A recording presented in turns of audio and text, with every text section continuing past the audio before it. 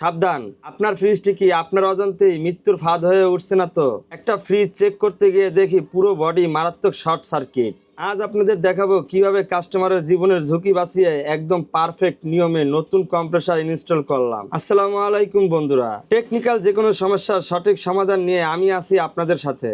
তো ঘটনা হচ্ছে, এই ফ্রিজটা আমি চেক করতে এসে দেখি মারাত্মক আর্থিন হয়ে আছে। প্রথমে ভাবলাম নর্মাল কোনো আর্থিন, তাই লবণ পানি দিয়ে মাটিতে ভালো করে আর্থিন দিলাম, কিন্তু না, কোনো কাজ হলো না। পেজ ঘুরিয়ে দিলাম, তবুও কোনো কাজ হলো না। তো আমরা কম্প্রেসারটি চেক করলাম, কম্প্রেসারে কোনো বডি দেখাচ্ছে না, এম্পিয়ার মিটারে কোনো রকম বডি শো করতেছে না, কিন্তু পুরো ফ্রিজটা আর্থিন হয়ে যাচ্ছে। ও আরেকটা কথা, ফ্রিজের গ্যাস ঠিক আছে, খুব সুন্দর হিটিং হচ্ছে, ফ্রিজে কিন্তু খুব সুন্দর বরফ হচ্ছে, ঠান্ডার কোনো প্রবলেম নেই এই ফ্রিজটাতে। একটাই সমস্যা, ফ্রিজটি আর্থিং করে। কাস্টমার ভাইকে সোজাসুজি বললাম, ভাই এই কম্প্রেসারটি শর্ট হয়ে গেছে, এটা চালানোর মানে জীবনের ঝুঁকি নেওয়া, দ্রুত কম্প্রেসার চেঞ্জ করুন। আলহামদুলিল্লাহ, উনি আমার উপর বিশ্বাস রেখে এবং সঠিক পরামর্শ পেয়ে সাথে সাথে নতুন কম্প্রেসার লাগাতে রাজি হয়ে গেলেন। ফ্রিজটা বন্ধ করে দেরি না করে দ্রুত বাজার থেকে একদম ফ্রেশ একটা নতুন কম্প্রেসার নিয়ে আসলাম। করে ভেতরে সব মাছ মাংস নামিয়ে নিলাম, ডিপের ভিতরে জমে থাকা সব বরফ আর ময়লা খুব ভালো করে পরিষ্কার করে নিলাম। কেন করলাম জানেন?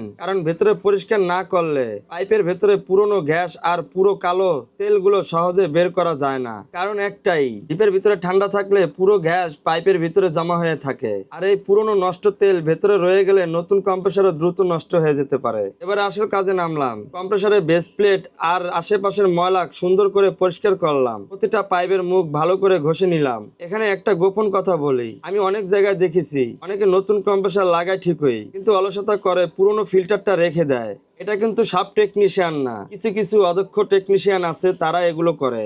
এই ভুলটা আমি কখনো করি না। আমি পুরো ফ্রিজের ভেতরে তেল গ্যাস ফ্লাশ করে বের করেছি এবং পুরনো ফিল্টার বাদ দিয়ে একদম নতুন একটা ফিল্টার লাগিয়েছি। কাজে কোনো ফাঁকিবাজি রাখা যাবে না। এবার নতুন ঝালাই দেওয়ার পালা। প্রতিটা জয়েন্ট অন্তত সাবধানে আর সুন্দর করে ফিনিশিং দিয়ে ঝালাই করলাম। ঝালাইটা কেমন হয়েছে আপনারা একটু কমেন্ট করে জানাবেন। কিন্তু ঝালাই যতই সুন্দর হোক না কেন, ওভার কনফিউজড হওয়া যাবে না। তাই আমার ভ্যাকুয়াম কম্প্রেসার দিয়ে প্রেসার দিয়ে খুব ভালো করে লিক চেক করে নিলাম, কারণ সামান্য একটা লিক পুরো খাটুনি মাটি করে দিতে পারে।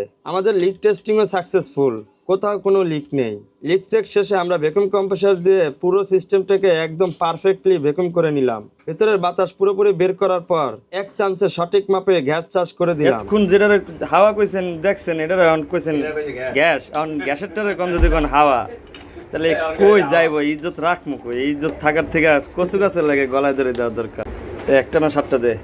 শেষে একটা কথা বলবো, যারা কাস্টমার আছেন ভাই, সামান্য কিছু টাকা বাঁচানোর জন্য চোরাই বুদ্ধি বা সস্তা টেকনিশিয়ানের কথায় নিজের আর নিজের পরিবারের জীবন ঝুঁকিতে ফেলবেন না। টাকার চেয়ে জীবনের মূল্য অনেক বেশি। আর যারা উল্টাপাল্টা কমেন্ট করেন, ভাইরে না জেনে মানুষকে ভুল বুঝাবেন না, কাজ সততার সাথে করুন, মানুষের নিরাপত্তা আগে দিন। আলহামদুলিল্লাহ, মাত্র আধা ঘন্টার মধ্যে আমাদের পুরো কাজটা একদম নিখুঁতভাবে কমপ্লিট হয়ে গেল।